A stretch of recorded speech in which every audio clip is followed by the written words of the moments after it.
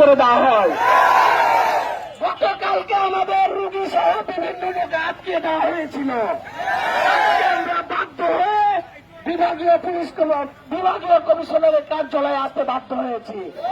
আমাদের চার অঞ্চলের মানুষ সুশৃঙ্খল ভাবে মানব বন্ধন করবে। আপনারা অতীত ইতিহাসের রেকর্ড দেখতে পাবেন, একজনে বিশৃঙ্খলা করবে না। কিন্তু আমাদের যে দাবি, এই দাবি বাস্তবায়ন করতে হবে। আজকে কমিশনার কার্যালয়ে আমরা আকুতি জানাই, আমাদের 54 বছরের শোষণ থেকে আজকে আমাদের মুক্তি দিতেই হবে। আমাদের মরণ ফাঁদ হয়ে দাঁড়িয়েছে। যখনই কর্তা ব্যক্তিরা ক্ষমতায় বসে যান, তাদের ছত্র ছাড়াই আমাদের উপর নির্যাতন করা হয়। আমরা বিভিন্ন নেতৃবৃন্দের কথাই শুনবো। আমাদের আজকে প্রোগ্রাম পরিচালনা পুরোটাই করবেন আমাদের 4 আশারদার ইউনিয়নের বরকত ভাই এবং ঢাকা ইউনিভার্সিটির আমাদের ছোট ভাই ইমাম হোসেন ভাই। আমরা আসলে এমন একটি পর্যায়ে পড়েছি যে কারণে আজকে আসতে বাধ্য হয়েছি। বাতিলের বাইরে আমাদের কোন দাবি নাই।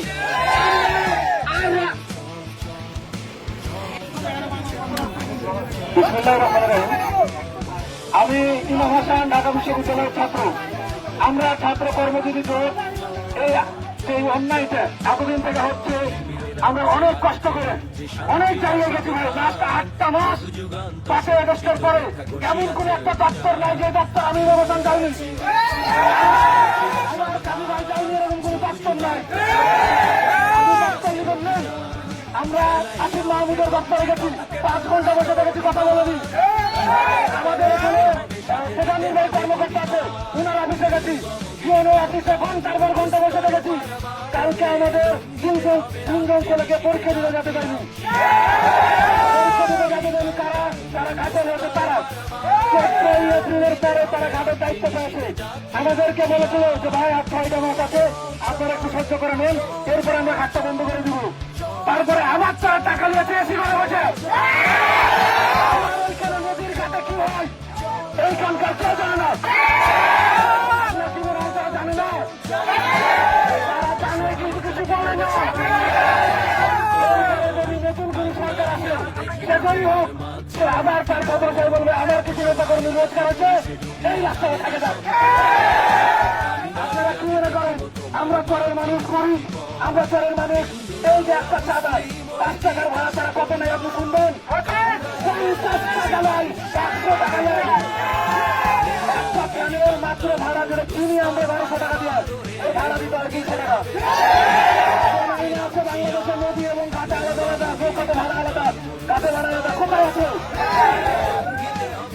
আমরা বলেছি, চেষ্টা করেছি, সমাধান পাইনি। আজকে স্পষ্ট বলে দিতে চাই, বাংলাদেশের কোন আইন জনগণের উপরে না, বাংলাদেশের কোন নিয়ম জনগণের উপরে না।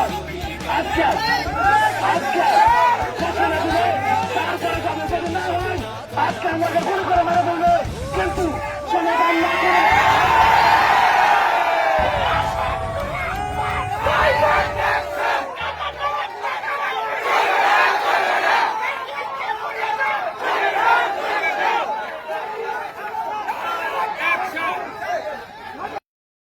বারো তারিখের পর থেকে আমরা যতক্ষণ পর্যন্ত না এই ঘাট ইজারা বাতিলের সিদ্ধান্ত মন্ত্রণালয় থেকে পাই, ততক্ষণ পর্যন্ত এটা খাসদার হিসাবে ইউনিয়ন পরিষদের দায়িত্ব থাকবে।